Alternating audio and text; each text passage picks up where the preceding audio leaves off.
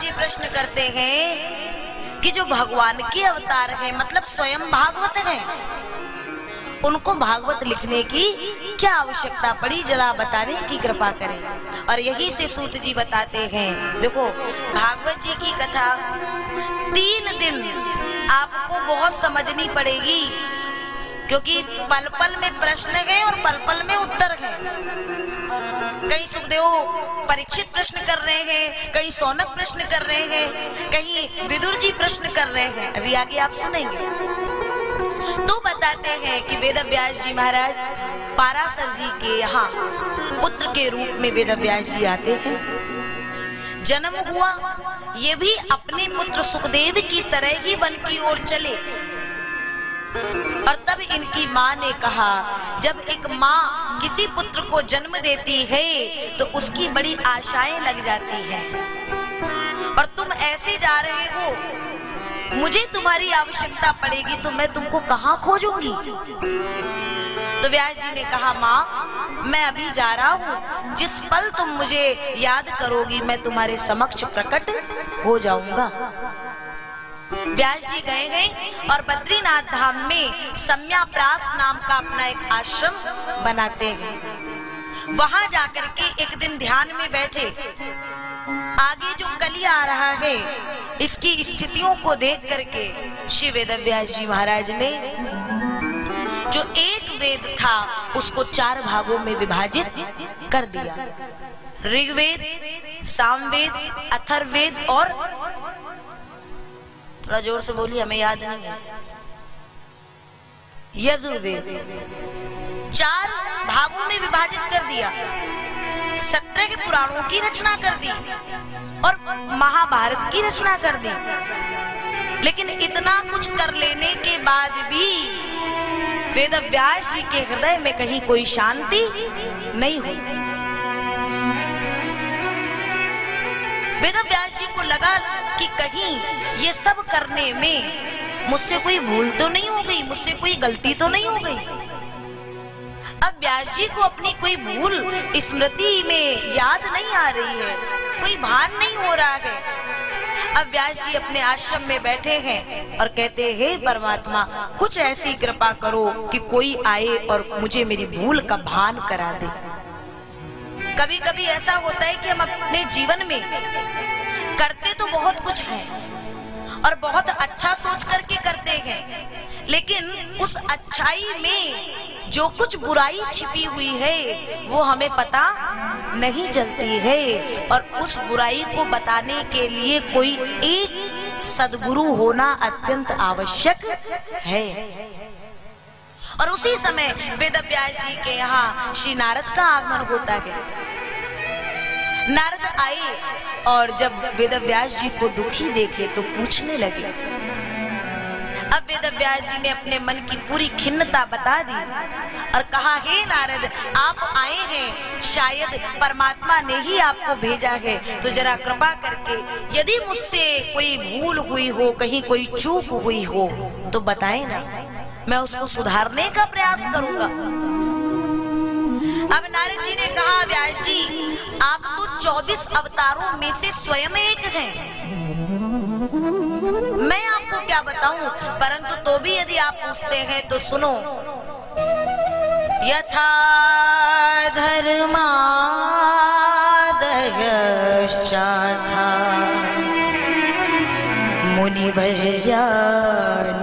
मुनिवर्यानुकीर्तिता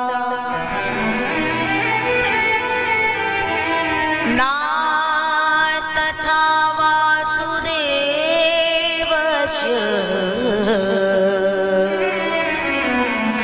महिमा अनुवर्णिता। आपने जितना कुछ लिखा है ना, इसमें ज्ञान की तो खूब चर्चा की, खूब वेद वेदांत सबकी चर्चा की, लेकिन कहीं आपने ऐसी प्रेम की, भगवान की लीलाओं की, भक्ति की चर्चा नहीं की, जिसको कहकर, जिसको गाकर मनुष्यों के हृदय में, जीवों के हृदय में भगवत भक्ति जागे, भगवान के दर्शन करने की एक जिज्ञासा जागे। और देखो तो जरा आज ये कथा क्या बता रही है कि ज्ञान बहुत है लेकिन भक्ति यदि नहीं है तो वो ज्ञान अपंग है। तथा वासुदेवस्य ना, तथा वासुदेवस्य, उस वासुदेव भगवान की महिमा का कहीं आपने वर्णन नहीं किया। वेदव्यास जी रो पड़े। तो नारद अब मैं क्या करूं? बोले एक बार मेरे कहने से आपने 17 के पुराण रचे हैं ना, एक और पुराण की रचना कर दो। अब व्यास जी ने कहा जब 17 के रचे थे तो अवस्था कुछ और थी, समय कुछ और था, अब वो समय नहीं रहा है, अब इतना परिश्रम नहीं हो पाएगा, नहीं लिख पाऊंगा। आज नारद जी ने कहा सुनो ना, संतों के चरणों का आश्रय लो, भगवान अपने आप कृपा कर देंगे। आज इस नारद के आने पर आपने उठकर के साष्टांग प्रणाम किया। ये नारद भी नारद बनने में संतों की कृपा से बना है। और नारद अपने पूर्व जन्म की कथा सुनाते हैं कि मैं तो अपने पूर्व जन्म में एक साधारण सी दासी का बालक था। मेरी माँ लोगों के घरों में काम करती थी, मेरा जीवन यापन करती थी। एक दिन संत आए मेरे गांव में और गांव के जनों ने चातुर्मास उन्हें रुकने को कहा। उनकी सेवा के लिए एक बालक की आवश्यकता पड़ी तो मुझ दासी पुत्र को नियुक्त कर दिया गया और धीरे धीरे मैं उनकी सेवा करता। वो जो भोजन पाते, जो पत्तलों में छोड़ देते, शीत जूठी प्रसादी, जब मैं उसे पाता ना तो धीरे धीरे समय बीता। मेरा मन अब बाहरी बातों की ओर नहीं भागता है। जो मेरे छोटे छोटे सखा थे जिनके साथ में मैं खेलता था, मेरी अंतर आत्मा वहां मुझे जाने ही ना दे।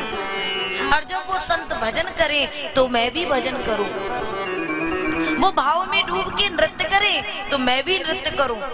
3 समय वो संध्या करते थे और श्री ठाकुर की सेवा जब करते थे तो मैं धीरे धीरे उसी सेवा में डूबने लगा। ये संतों के संग का महत्व है।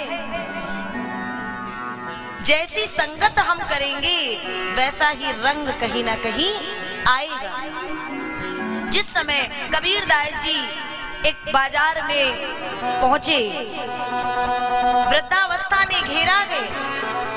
किसी ने कहा कि आपकी नजरों से शायद आपको कम दिखाई दे रहा हो, वृद्धावस्था ने आपको घेर लिया है, थोड़ा सा काजल, थोड़ा सा अंजन नेत्रों में लगाओ ना। तो कबीरदास जी ने क्या कहा था? कबीर काजल, कबीर काजल रे कहूं, अब तो डारी न जाए,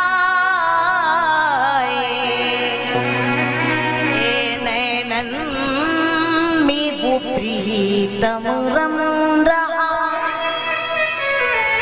वामे दूजो कहाँ समाए। इन नैनों में तो वो मेरा सावन सरकार, वो मेरा गोविंद रम रहा है। और मेरे नैनों में अब इतना भी स्थान नहीं है कि एक पतली सी काजल की रेख भी वहां जा पाए।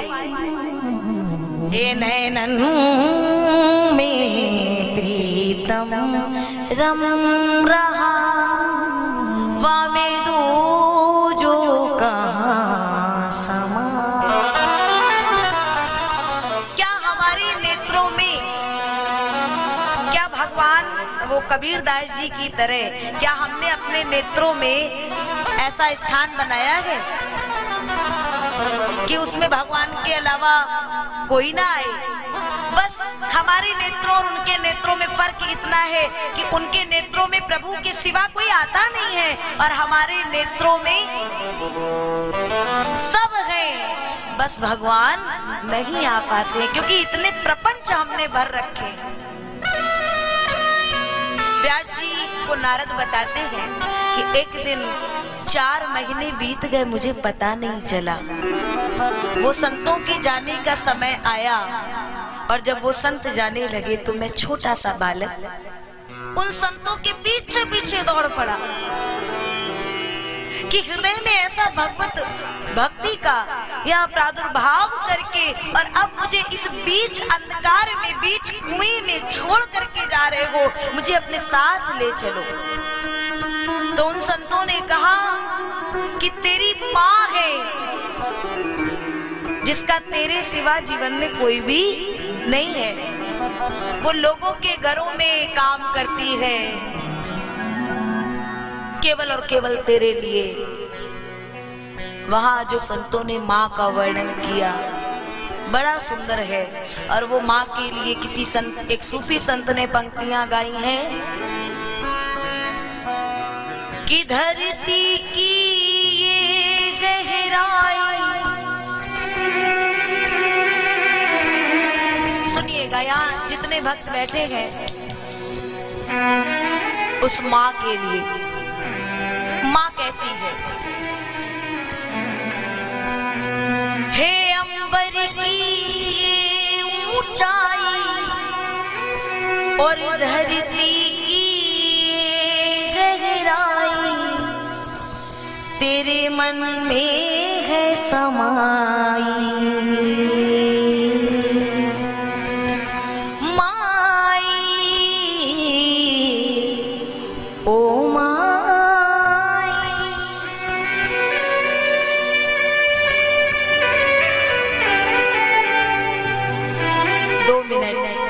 बहुत भाव से सुनिएगा, कोई भी बीच से इधर उधर अब ना उठे ना इधर उधर ध्यान दें। माँ तेरा मन अमृत का प्याला,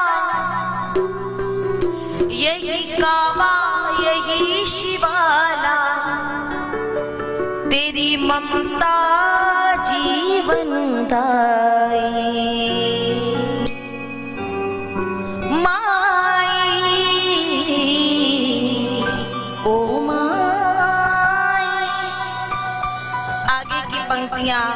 बच्चा क्या कहता है सुनिएगा। माँ जी चाहे तेरे पास रहूं, मैं बन के तेरा हम डोली,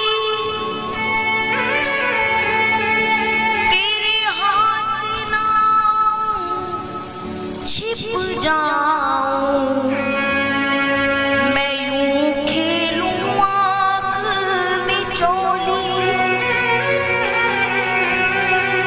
ए माँ,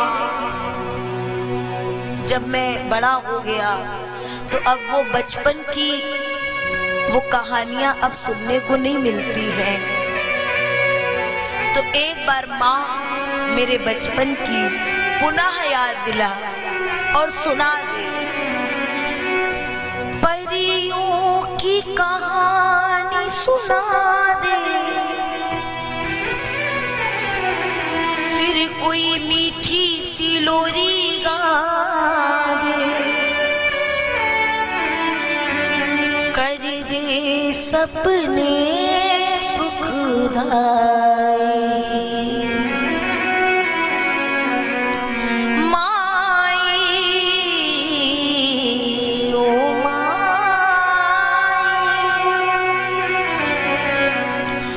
बच्चा बड़ा हो गया, माँ दूर हो गई, माँ पास नहीं है। लाखों हजारों गलतियां माफ करने वाली वो माँ जब दूर हुई और यहाँ तो एक गलती हो जाती है तो ये संसार ताने देने को तैयार हो जाता है। तब उस बच्चे को माँ की याद आती है। फिर बालक कहता है माँ से, संसार के ताने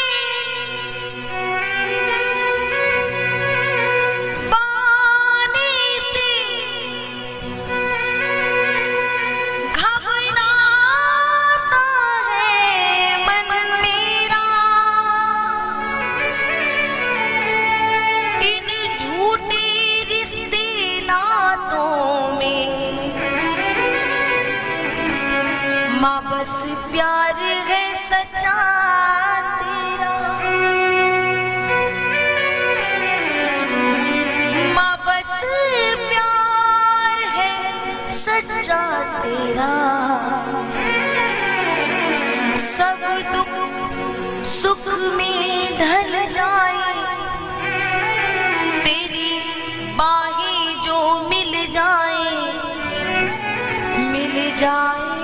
मुझे खुदाई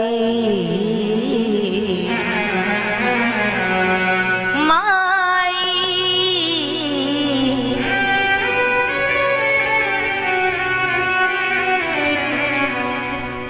आखिरी लाइन अगर कहूं, एक माँ ही ऐसी है, ये जो माता पिता का जीवन में संबंध है ना,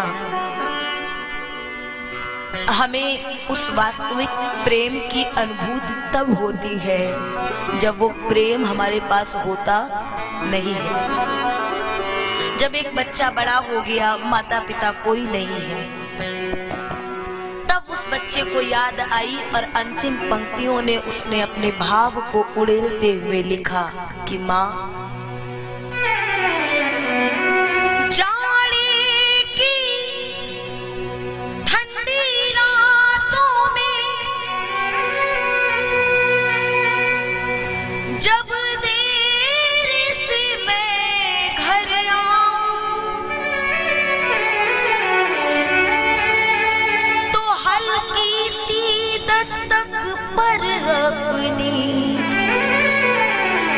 तुझे जागता हुआ मैं पाऊं।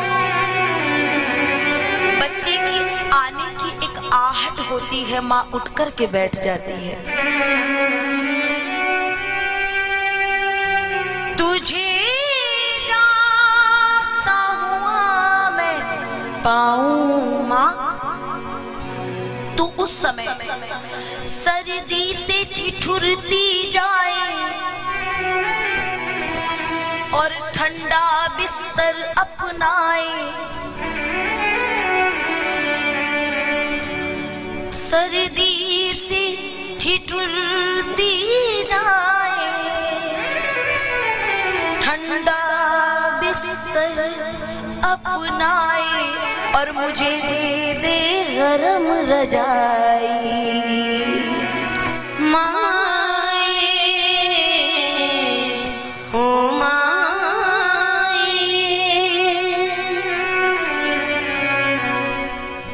पंक्तियां तो बहुत हैं, लेकिन अधिक ना कहते हुए बस एक वो शब्द, फिर कोई शरारत हो मुझसे, एक कोई शरारत हो और तू थोड़ी सी नाराज हो ना माँ,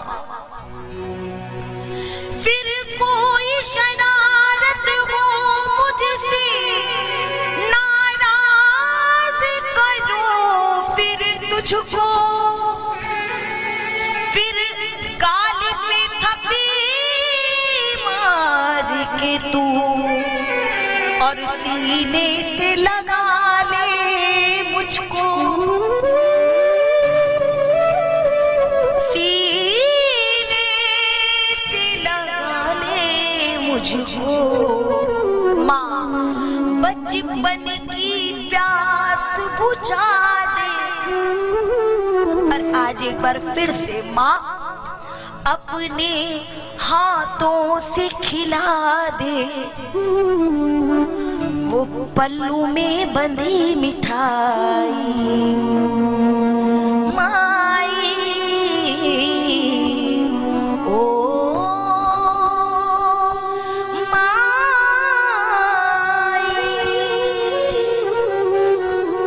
और तब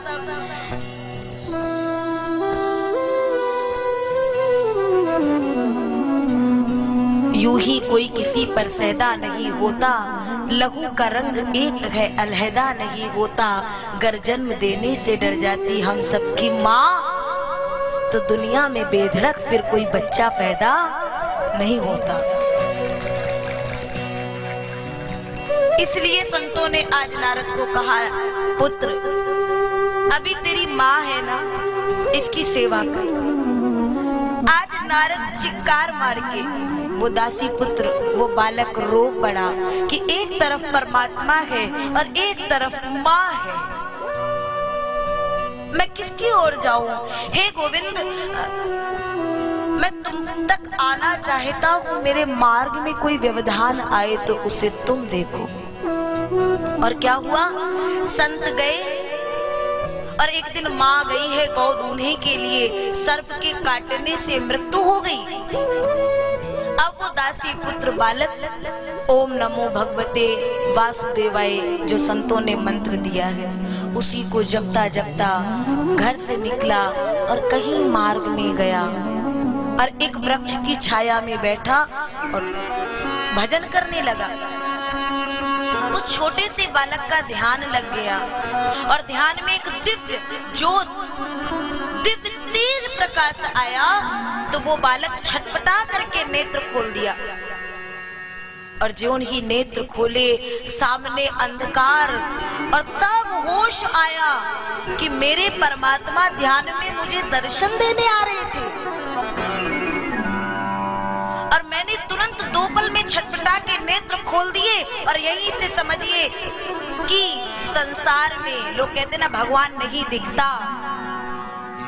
इतना भजन करने के बाद भी नारद के अंदर अभी वो शक्ति नहीं आई कि वो भगवान के दिव्य प्रकाश को देख पाए। संसार का एक सूर्य कभी नेत्रों के आगे आता है तो हम 1 सेकंड तक उसे देख नहीं पाते हैं, तो उस परमात्मा में जिसमें करोड़ों सूर्यों के समान प्रकाश विद्यमान है, उसे अभी देखने की सामर्थ्य हमें नहीं है। और तब वो बालक छटपटा करके, तड़प करके, विकल हो करके दौड़ा, प्रभु 1 पल के लिए आ जाओ ना, मैं आपको देखना चाहता हूँ। आकाशवाणी हुई कि अभी तुझ में सूक्ष्म वासना है, मेरा और भजन कर और कीर्तन कर और तब तुझे मेरा दर्शन होगा। तब उस बालक ने खूब भजन किया और फिर जब उस देह को त्यागा तो जन्म इस धरती पे नहीं हुआ, ब्रह्मा के मानस पुत्रों में से वो एक हुआ, नाम हुआ नारद। और तब से नारायण ने मुझे व्यास जी ये करताल दे दी और ये वीणा दे दी है। तब से मैं ब्रह्मांड में घूमता हूँ और जो कोई भगवत भक्त मिल जाता है उसे भगवत धाम तक ले जाने का काम करता हूँ। तो जब संतों की कृपा से मैं नारद ऐसा बन गया तो आप एक पुराण की रचना क्यों नहीं कर सकते। मैंने अपने पिता से, ब्रह्मा जी से जो चतुर्थ श्लोकी भागवत सुनी थी, वो 4 श्लोक मैं आपको देता हूँ। अहमे वासुमे वाग्रे, यह 4 श्लोक जो दिए और नारद गए।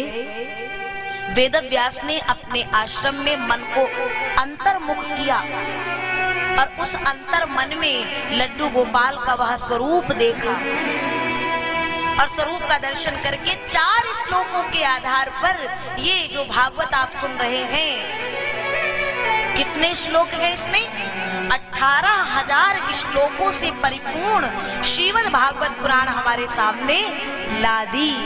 और भगवान से यही कहा कि ये पुराण मैंने रच तो दिया है, अब आपसे एक ही प्रार्थना है कि बस इसको आगे बढ़ा देना, जन जन तक ये पहुंच जाए। और वो तभी होगा जब ये कलाई हम आपको थमा देंगे।